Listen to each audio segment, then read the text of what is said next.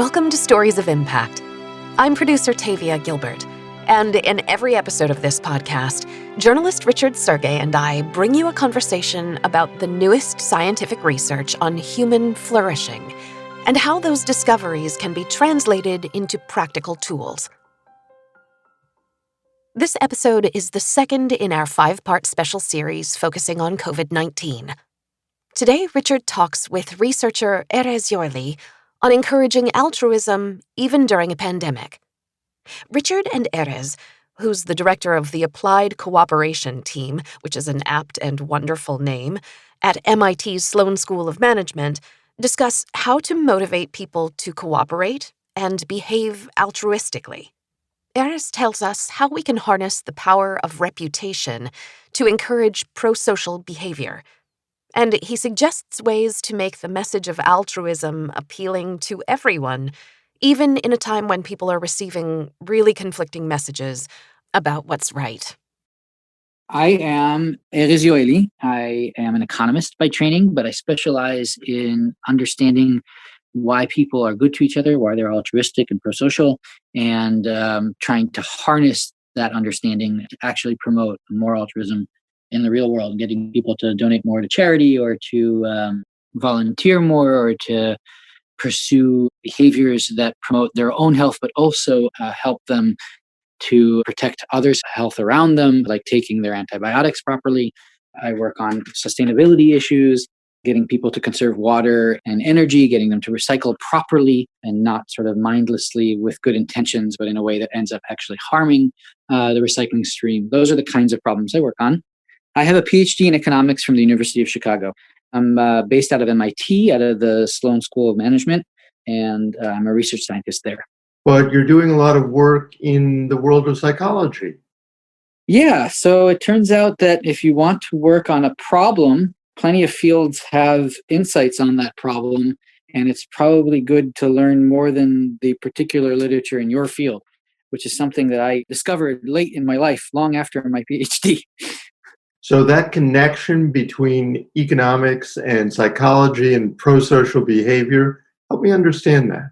Sure. Here's how I think of it. So I think of it as economists are really great at understanding the role of incentives. They have this like toolkit for understanding the role of incentives, for characterizing incentives, and then for analyzing an equilibrium and sort of doing these analyses that are kind of complex. But what economists maybe are not so great at is thinking carefully about where the psychology came from and how it developed, and having a sophisticated understanding of the preferences that they often take as given. So to give you a concrete example, the whole field of behavioral economics is kind of full of these examples where a great economist posits the existence of a preference, a prosocial preference. Maybe it's the warm glow for giving, or it's the, there's these famous papers by Rabin where he presumes that people are reciprocal in the way that they give and so on. And they just they look at themselves or they look at the people around them and they look at the data and they think, what kind of preference would fit this? And they don't think so carefully about what kind of preference could exist given that preferences develop in particular environments. They don't really have that framework for thinking about it. And that's something that maybe psychologists are better at thinking about, anthropologists are better at thinking about, biologists are better at thinking about. There's, subfields of these other literatures that think entirely about this question. And what I think is an extremely powerful approach is to basically combine these two approaches. Let's take the tools from economics that characterize incentives really carefully. That's what economists are so great at. But then let's look at preferences in a sophisticated way and not just posit them, try to understand where they come from, try to understand the incentives that shape them using sort of a lens that's more like someone from psychology, anthrobiology might do. The main reason we're speaking with you today is because of the COVID pandemic and the topic around cooperation. How do we get people to do the right thing during a pandemic and make sure that everyone around us is being helpful and doing good? Help me understand cooperation during a pandemic. What does it mean and what does it look like? Sure. I think cooperation in a pandemic you're already alluding to kind of the important role that it plays. A lot of the behaviors that we need have the flavor of cooperation. And just so that we're all on the same page, I'll borrow a definition of cooperation from biologists. The definition is really straightforward. It says, take an action that costs you something but benefits others. There's this famous formulation of it where you pay a cost C to benefit others by B, and where B is greater than C. And so that's what we're talking about when we talk about cooperation. And it's showing up everywhere in the pandemic. Everything from, the current hot topic of wearing masks, where they're kind of inconvenient. It's kind of annoying to wear them. It's kind of annoying to remember to wear them. Maybe there's even some politicized element here, which kind of falls under a different sort of way of analyzing this. But, part of it is just that it's inconvenient. And, it's inconvenient. It doesn't really benefit the individual. It doesn't protect them in any meaningful way, but it does protect the people around them. So there's some cost C, and then there's some bigger benefit B that is associated with the behavior that we're asking people to do. Other examples of this have shown up all over the pandemic. Everything from staying in and not doing the things you want to do, paying some private cost of inconvenience there in order to benefit others, doing things like washing your hands frequently. Again, you're asking people to wash their hands more frequently than they might otherwise. It's kind of annoying to do that. Small cost C, benefit everyone else by B, social distance, etc. All of these things fall under the umbrella of a cooperative act, and therefore we can sort of think of them using all the tools that we use, when we're thinking about these other topics that I mentioned earlier, like how do you promote charity, or how do you promote volunteering or conservation and so on. That same set of tools can be brought to bear on this problem, with the possible exception of this issue of the mask wearing and some other parts having been politicized, where you'll have to bring in some additional tools. Tell me what makes someone cooperate, particularly during a pandemic. Explain that behavior to me. Is it because they're protecting themselves, protecting others, they feel peer pressure, they're doing it out of altruism, or all of the above? Probably all of the above. I'll introduce a little bit of jargon from biology here. Biologists have this term called proximate psychology, and they contrast that with an ultimate or functional explanation for the psychology in question. Proximately, meaning the things that people have access to, the things that they are themselves thinking, and that they would respond if you ask them. They will tell you all of the things that you just said. They will tell you they feel some peer pressure. They will tell you they just want to do the right thing. They tell you that it feels good to help others. They will tell you that they feel awkward if they're the only one not wearing a mask, or feel awkward if they're the only one that is wearing a mask, things like that.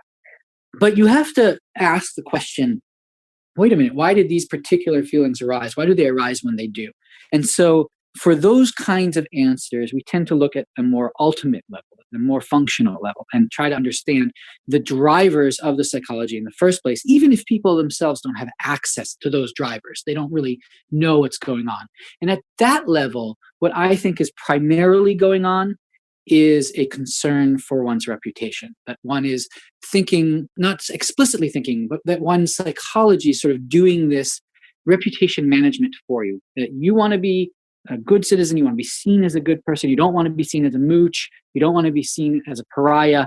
And your psychology, that those warm feelings, those feelings of what's right to do, those feelings of awkwardness, are all kind of designed to nudge you in the direction of maintaining your reputation in society. And so when we think about this problem, we think about it at that level, and at shaping the incentives so that they maximally provide a reputation in return for doing the good deeds, even if the people who are doing those deeds aren't thinking about it themselves. Does that make some sense? Give me some examples from the pandemic. In the pandemic itself.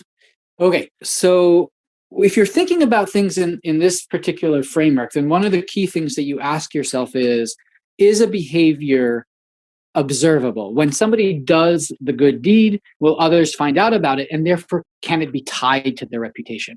And that's typically the first thing that we think about when thinking about how to promote altruism.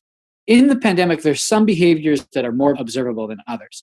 So for instance, whether you wear a mask is super observable.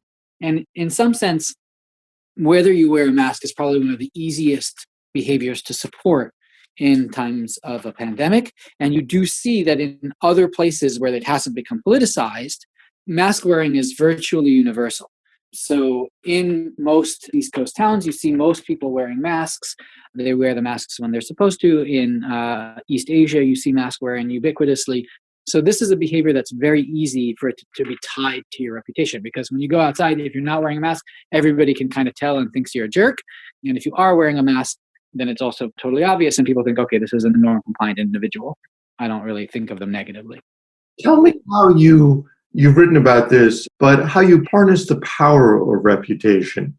What does that mean, and how does it unfold in the real world?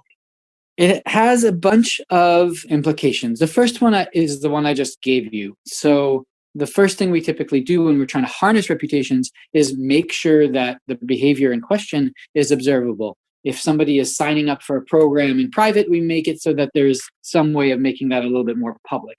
If somebody is making a donation, we try to make it so that donation is tied to their name in a more long-lived way. If they're volunteering, we make sure there's some social media presence around the volunteering that they can avail themselves of in some way and give them kudos in that way. If they're conserving, we also oftentimes conservation is done totally in private. The energy efficiency of your home is something nobody else other than you knows. So, we think about ways of bringing that out and of giving you some credit, giving you a fridge magnet even. We have this example that's kind of mind-boggling. We have a bunch of high-powered lawyers who, when we offer them stickers for doing more pro bono work and reaching certain milestones to put on their office doors, then they suddenly increased the amount of pro bono work they were doing by 15%, because the amount that you were doing before was kind of hidden. And all we did was bring that out, and suddenly people had more of a motive to do it. So that's typically the first thing that we do when we're trying to harness reputations. But there's a couple of other things we typically do. One is we try to eliminate plausible deniability. So examples of this from the pandemic might be things like, are you standing 6 feet apart? Well, 6 feet is something that it's sort of hard for me to tell if you're standing 6 feet apart. And even if I can tell that you're not quite 6 feet apart because of the angle I'm standing at, maybe somebody else can't tell that. And so it's really hard for reputations to work on a request like that, because there's no real reputations kind of are coordinated. When I think highly of you, I want to think highly of you at the same time that others think highly of you. I don't want to be the one guy who calls you out and then everybody thinks I'm being a jerk. And so what we need is for a request to have more of an element that eliminates that kind of plausible deniability that arises from a request like stand 6 feet apart, because it's kind of plausibly deniable whether you're 6 feet or 5'11". And so our approach is to typically lock that down a little bit and try to eliminate it. In some cases, it's things like take that continuous measure of 6 feet versus 5'11" and make it so that you ask something more categorical. Can your fingertips touch? Now, literally observers won't be able to see this, but it feels like there's a lot less plausible deniability around that request. Others, examples of this might be when making the request that somebody water only twice a week instead of 3 times a week during a water shortage. You don't just tell them to water twice a week, which leaves them with lots of plausible deniability because nobody is going to be able to track whether they watered already twice this week. You tell them which days to water, only on Mondays and Thursdays. And then if they water outside of that period, they have no plausible deniability. So those are examples of that second implication for harnessing reputations. And then the third one is around creating expectations. So their reputation is something people are really sensitive to, but actions aren't necessarily always tied to one's reputation. There's lots of things that you do where nobody really is judging you, but there are some things that you do that they are judging you. And what we need is to give people cues that this is a setting that will influence their reputation. They are very sensitive to those cues. And so that's things like telling them everybody else is wearing a mask. It's things like not normalizing a small group of protesters who are in fact a tiny minority of people who don't want to wear masks or who want to reopen early or things like that, because that's changing the expectations, even though in practice most people don't really want that. And so we do that using a variety of techniques. In the pandemic, we did that by invoking authorities like doctors, by pointing out just how popular the COVID evasion measures were and the suppression measures were, so that it really gave the impression that you were expected to comply in this particular context. So those are the three most important things that we typically do: increase observability, eliminate plausible deniability, and generate these expectations of compliance. And what happens when you have conflicting signals about doing good or what is right, particularly during a pandemic. How do you sort that out? That one's tough. So the particular toolkit that I just talked to you about, I think is not the right toolkit here, because that toolkit kind of presumes that there's consensus around what's right. And sometimes you do get conflicting signals, like we're getting, like we're seeing with the masks amongst some subgroups of more conservatives in the country. And for them, the masks have become a symbol of something that they view as very important around liberty and so on. And so there's a conflict between one good value, which is, liberty, and then this other good value of protecting the community. And they've decided to prioritize one over the other. And that is difficult because once it happens, it's a little bit hard to reverse course. And I think, what we saw was there was a little bit of a lack of sensitivity to the fact that the requests being made were in conflict with these values early on that kind of caused us to move in this direction.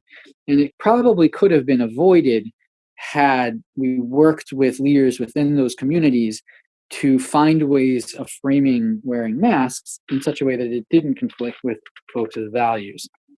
And, well, part of the problem also is the fact that top leadership like President Trump were never on board for what appear to be purely selfish reasons, just because he doesn't want to wear a mask. And that makes it a little bit harder as well.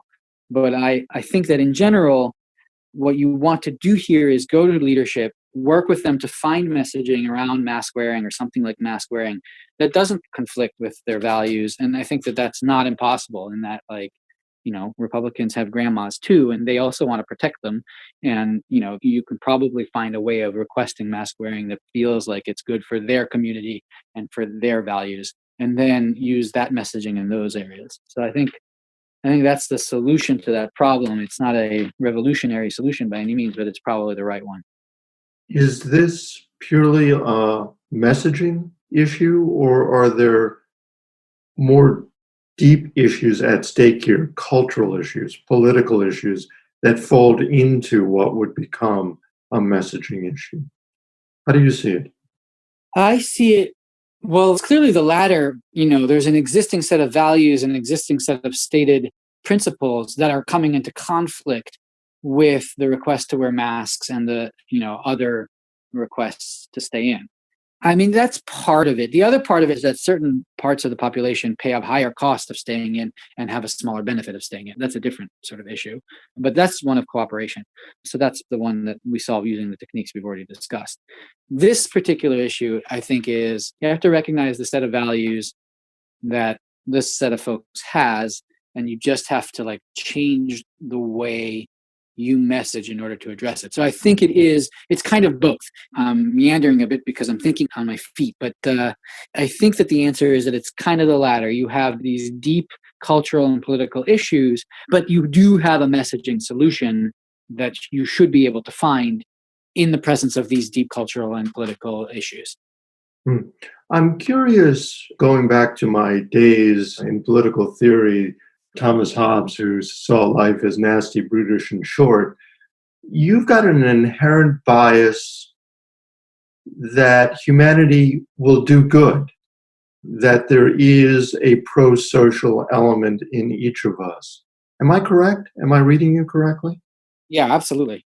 So you would disagree with Hobbes and tell us that we can all do good and cooperate well together as human beings. Yeah, I think that the data bear that out. And the data based on, just help me understand that. Well, everywhere you look, you see cooperation at an enormous scale, and you see it underlying every major achievement or milestone that humanity has. And you see it in all the negative things too, not just the positive things. So take something that we all clearly think is vile, like the Holocaust. Do you know how much cooperation went into making the Holocaust on the part of the Nazis? That's just it's everywhere. It's underlying the good stuff. It's underlying the bad stuff. It's the glue that makes humanity humanity, is the ability to motivate people to take on these small costs, and to do so in a way that motivates people even in the presence of strangers. That's the thing that makes us human, as opposed to, other animals that are also able to cooperate and also have these sort of reciprocal cooperative relationships. The thing that's really different about humans is reputation, is the fact that we have a reputation that carries over even to settings where we've never interacted with the individual, and from those settings, even from settings where we'll never interact with those individuals again. That reputation element enables cooperation at an enormous scale. It enables us to do things like build cities. It enables us to do things like prevent pandemics. It enables us to do things like have traffic patterns that make sense, to have this conversation, to have the internet, to have, just like everything that we do has some elements of cooperation. It's not the only thing that's important, of course. There are lots of other interesting elements to all the things I just mentioned, but it's one of the elements in virtually everything that we do. And it's something that really sets humans apart, is the reputational piece really amping up our ability to cooperate. So my perspective, it's a little bit like the perspective of Rob Boyd, who's out in Arizona. And he's got this set of papers and a book that are all kind of around this question of like, what makes humans humans, what makes us different. And I think this is like at least one of the key things that does, if not the key thing, that makes us really different from other animals and especially other primates. What has surprised you most about observing the pandemic and cooperation over the last number of months? I think I was genuinely concerned the second week of March that the resistance I was seeing to shutting down would prevent a shutdown. I was really worried about it. And I was pretty active in advocating for the shutdown at the time and trying to convince folks who I thought needed convincing in my local community to shift their mindset. And I wasn't sure that it was going to work. And then what really did it was, as soon as the governor basically said, this is what we're going to do, everybody just kind of fell in line. Partially that's because of the rules, because the major resistance was amongst small businesses who were really concerned about how they were going to stay afloat. I mean, it was a legitimate concern, how they were going to stay afloat during a shutdown. And when the governor basically told them, you have no choice but to shut down, then their resistance melted away. But it was not just that. I think that like the idea that you can have a single event really shift the norm, a single pronouncement like that. I talk about that in theory, and I always say that, but I've never witnessed it at a societal scale. And that was pretty awesome. I remember when the gyms shut down, and I was super concerned about the gyms because they are particularly active disease vector. I remember they shut down, and it was because of this announcement. I knew it was coming. I was so relieved. And that sense of relief is really like the thing that's coming back to me as you ask this question. But it was a genuine surprise. I was not confident that this was going to happen and that folks were really going to do what was needed in order to slow things down. And they ultimately did. And it ultimately came down to one thing. And it really, it highlights the importance of leadership and all this other stuff that people have been talking about. But to me, it highlights that the power of these public announcements from leaders to really just shift the norms immediately. The power of what the game theorists call common knowledge. The idea that I know something, but I also know that others know it. And I know that they know that I know it, and so on.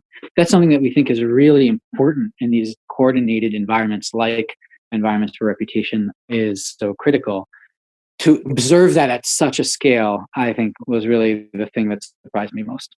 So leadership is critically important here, but I wonder how much, we haven't spoken about this, how much fear and guilt play in to following the leader. In the pandemic, your governor made a decision based on, I'm going to assume, science and facts and the health of Massachusetts, as did many other governors.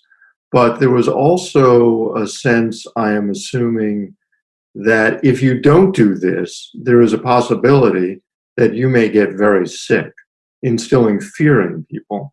How do you account for that?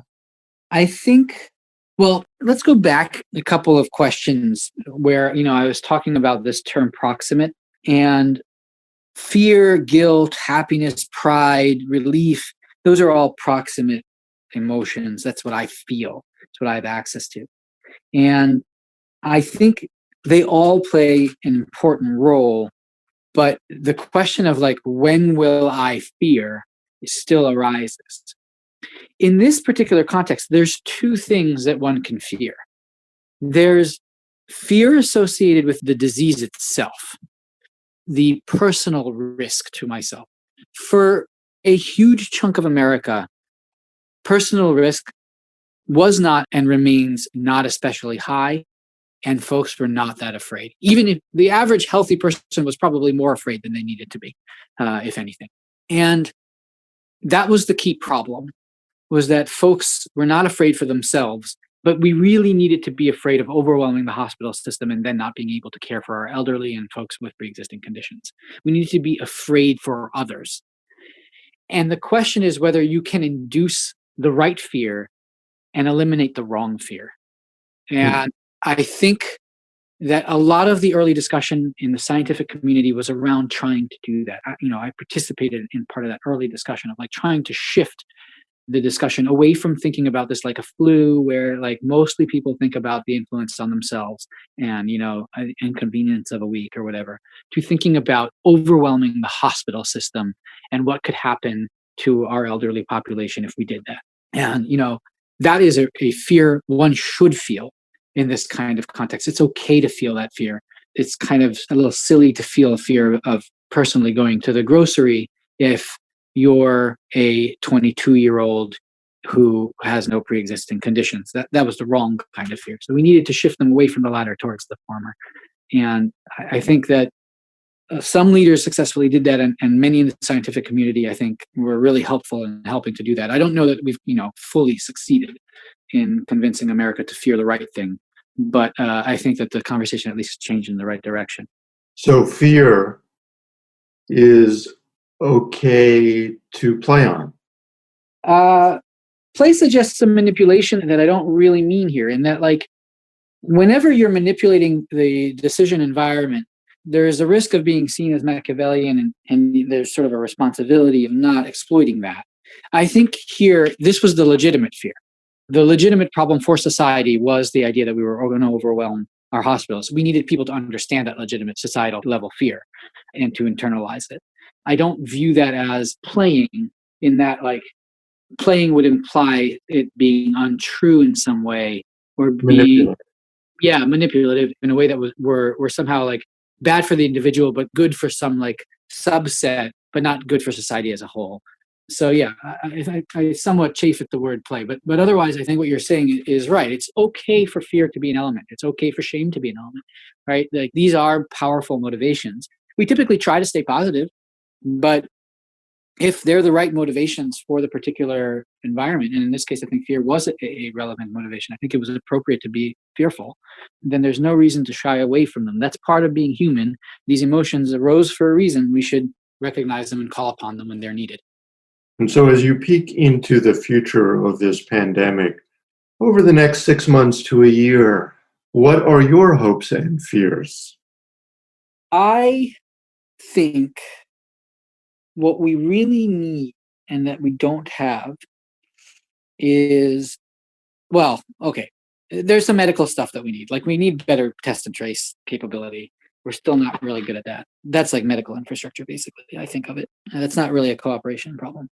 But on the cooperation level, the thing that we would really like is compliance with certain requests, like wearing masks, but also a willingness, after spending months quarantining, a willingness to go back in and quarantine for brief periods in sort of a targeted way in the event that certain areas are overwhelmed.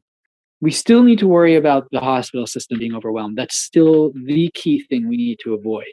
And small actions on the part of individuals can really, when combined together as a group, can really make a huge difference on that element. And we're talking about it, changing the death rate, but threefold by doing the right things here. And we just kind of need a willingness to do the right things in targeted ways. So if a particular area is getting close to its threshold on ventilators and hospital beds, the folks in that area kind of need to be willing to get together and say, I know that like we've already done this for 3 months and we were finally free to go back to living our normal lives, but we need to go back in again for a couple of weeks just until things cool. I would really like to see leadership plan for that contingency. I think it's a really tough contingency to plan for, and kind of elicit commitments from community leaders and business leaders to enthusiastically comply if needed. That would be how I would start to approach this. And I haven't seen as much of that as I'd like. And I know there's leaders are worrying about what's on the table today and not what's might be coming up tomorrow, and in such an environment that's totally understandable. But I think that's an area that I would really like to see people working on. I'll end on a positive note, which is I think we've seen a unprecedented level of cooperation at a community level and at a national and international level during this pandemic. If you look back at past pandemics, the story was very different. And not that everything went perfectly, and there's lots of lessons to learn for the future, but still, like, entire countries spending months inside voluntarily, millions and millions of people doing something that has never been done at a level of coordination that is just mind-blowing. It's just mind-blowing, and it really gives you a sense that people can get together and solve problems. Maybe a little too late, but they can do it, and that's pretty encouraging and was pretty awesome to watch. It gives you a sense of hope. It certainly does, absolutely. We hope that this episode leaves you with a sense of hope as well. I know it does us. We'll be back in our next special COVID episode with an exploration of cooperation amidst catastrophe. Richard will be in conversation with Dr. Athena Aktipis, co-director of the Human Generosity Project. You've written that apocalyptic times can bring out the best in us. What do you mean by that? There are a lot of situations where humans spontaneously help without expecting anything in return. And that can help them manage their risk better. And that actually can lead to higher survival in the long term, because having a network of people that you can depend on can sometimes be the difference between life and death. In the full conversation, Dr. Aktipis will discuss the results of her study of cooperation during the COVID-19 pandemic, and she'll share insights from past and current research about the extent and the limits of human generosity during catastrophic events. We hope you enjoyed today's Story of Impact. Your support helps us reach new audiences, so please take a moment to subscribe and rate and review us on Apple Podcasts.